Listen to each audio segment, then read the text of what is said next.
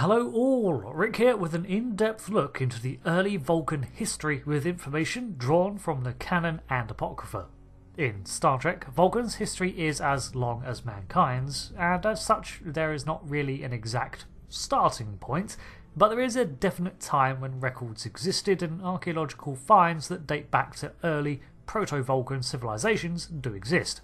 Early superstition had Vulcans talk of Shakari, a mythical Garden of Eden-like place, from which Vulcans first emerged onto their planet, and while the Vulcan people do seem to have evolved to withstand their planet through environmental adaptation, there is also evidence to support that they were in fact descended from an ancient colonisation effort from the Aritans 600,000 years ago, more than enough time for the Aritan form to adapt to its new locale.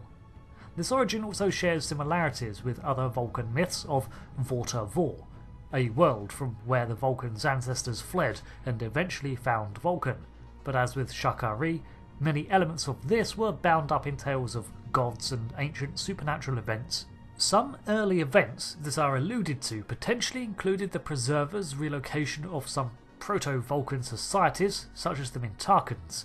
In Apocrypha, it was also mentioned that Vulcan may have been more verdant in ancient times until solar activity damaged the planet's ecosystem and diminished it. In turn, this pressed the proto-Vulcan people into becoming more clan-like and confrontational to survive, scrapping over the fewer resources their world now offered. Much like Earth, these tribes were nomadic until they discovered areas where they could settle and establish agriculture. The first references to Vulcan society following the paths of logic that they would become known for is around 3000 years BC, when early Vulcan groups would follow a practice of emotional suppression that predated the formalised teachings of Surak. At the time, they would have generally been the minority, as most of Vulcan society resembled the Romulans far more than the peaceful people they would become. The Vulcan society, however, had no tales of being conquered by another species, unlike the Klingon people, and I think there are several factors at play here. The early Vulcans were violent and paranoid, making them savage combatants, but even more unruly and self-destructive than the Klingons, and the planet itself was a harsh one with vast tracts of wasteland, so I reckon most hostile would-be conquerors just steered clear. Although Apocrypha does tell of the occasional alien invader that was driven off. Early Vulcans believed in deities, and primary figures among these were the gods of war and death. It was in these early times of beginning that many of the more barbaric Vulcan rituals were conceived, such as the Kun ut Kal-Efi. This was a battle that could occur prior to a Vulcan wedding, when there was disagreement to the marriage from either party, and combat was used as the decider.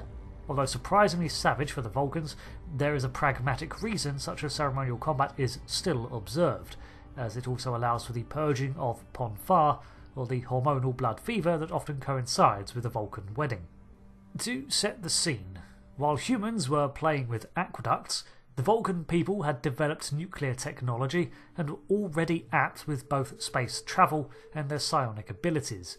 By the 3rd or 4th century of Earth, most Vulcans lived in cities of comparable technology to a little beyond 21st century Earth, and each city was home to a Vulcan warlord who held sway over the surrounding lands, making up countless clans which would rise, conquer, fall, or be replaced frequently.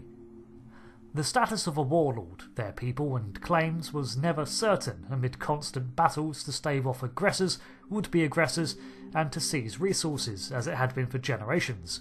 Mass genocide and the eradication of entire cities was common, as was murder among fellow Vulcans. Amid all this, technology did progress, and eventually even a space race blossomed, with the city-state of Devlambi hosting the first successful starship launch under Warlord Devere. After other warlords attempted to bargain for the technology, Warlord Nuval eventually decided that any nation with an orbital advantage would be too dangerous. So he levelled the city and all its inhabitants with neutron bombs. But the sailor was out of the bag now, and space had become the new goal. With the focus on space, the rampant warfare eased somewhat until Vulcan's co-orbital planet of Tukut had been landed on and the mining of its resources began.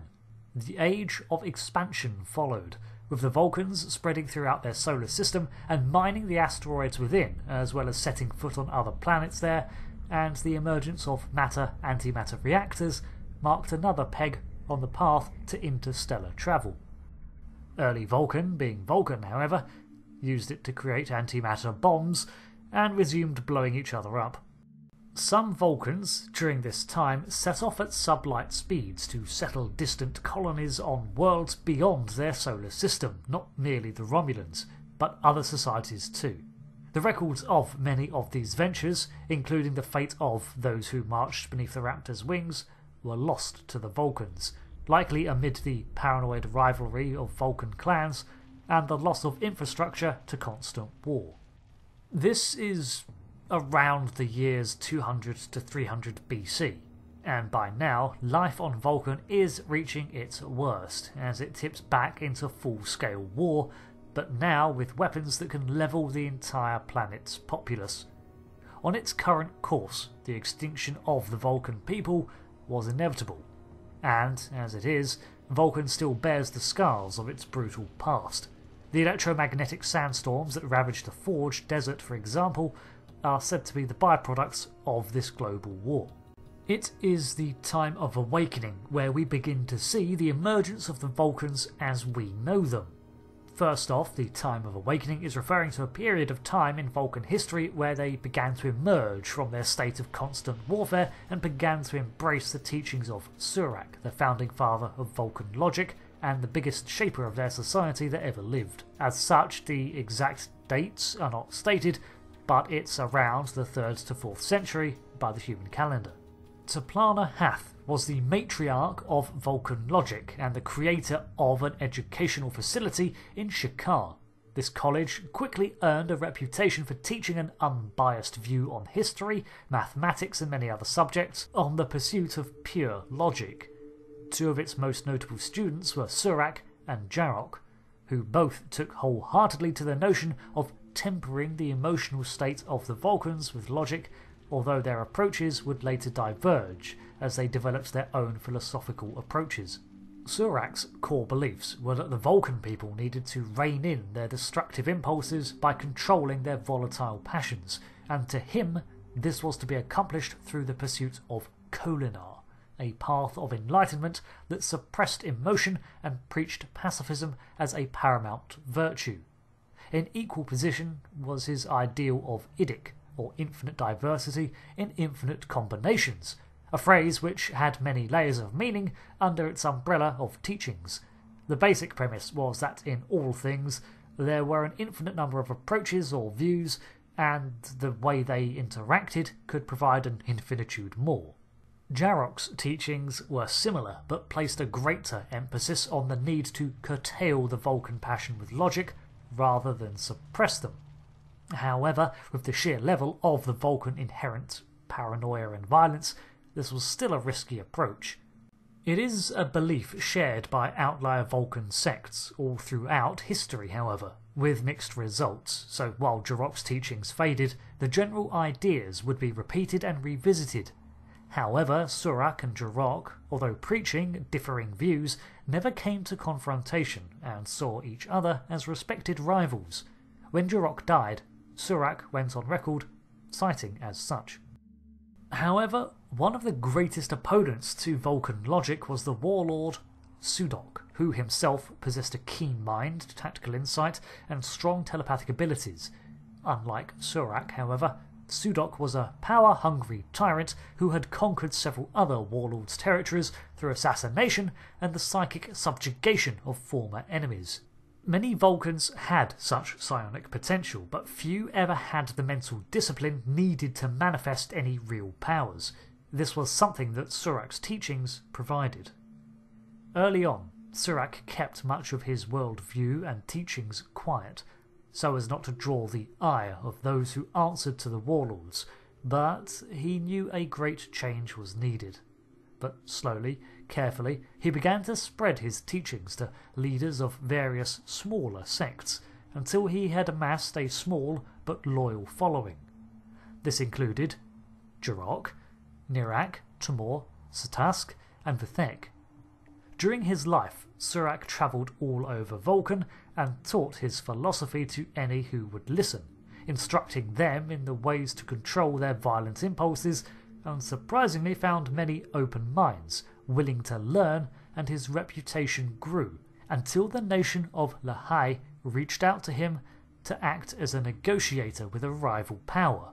He acted as an intermediary and advisor, drawing up an accord.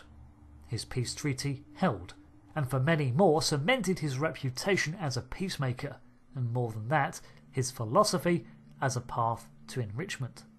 It was not an overnight change, and he had earned himself many enemies in his efforts to unite Vulcan, but Surak continued ahead with his path. It was around this time that many Vulcans left in a mass exodus, who would later settle Romulus in 370 BC. But they did not go quietly, as a final climactic battle preceded their departure, one last effort to resist the growing change. This massive skirmish included the detonation of many nuclear devices, and led to the radiation poisoning of Surak and many of his followers, an affliction that would eventually claim his life from his monastery on Mount Solea. Fortunately, enough of the Vulcan people had taken his teachings to heart and begun to recreate them, including the earliest Kholinar masters such as Teklas, and what's more, Surak's direct teachings were preserved in a holographic storage device called the Kirshara. As he died, his Katra, his essence, was also preserved in a Katric ark, which itself would remain undiscovered until 2137, when a Vulcan named Siren would uncover it once more and incorporate it into his own psyche. Surak had done enough to secure a future for his people, and over the next few centuries his philosophy spread to become the dominant philosophy and a defining feature of the Vulcan people. It no doubt was helped along by the fact that most of the vocal opposition had departed in an exodus. By the 9th century, the Vulcans had developed warp travel, or reinvented it, that's a little unclear, and fortunately for the rest of the galaxy, they had matured as a species and understood the greater responsibilities they had. Imagine if the early Vulcans had not embraced his teachings wholeheartedly, and then found their way to Earth. The Star Trek timeline would look very different indeed if it had been the more barbaric Vulcans who discovered our little M-class orb on their doorstep. So, in a way, Surak is not only the saviour of the Vulcan people, but he probably saved Earth too. And every other species whose only problem with the Vulcans is that they consider them too arrogant or logical for their own good. It could have been a lot worse. Thanks for watching this video on the Time of Awakening. I intend to do a second part of sorts, following the events from the Romulan point of view, where they refer to it as the Sundering. So, look out for that. I've been Rick. Thanks again, goodbye, and live long and prosper.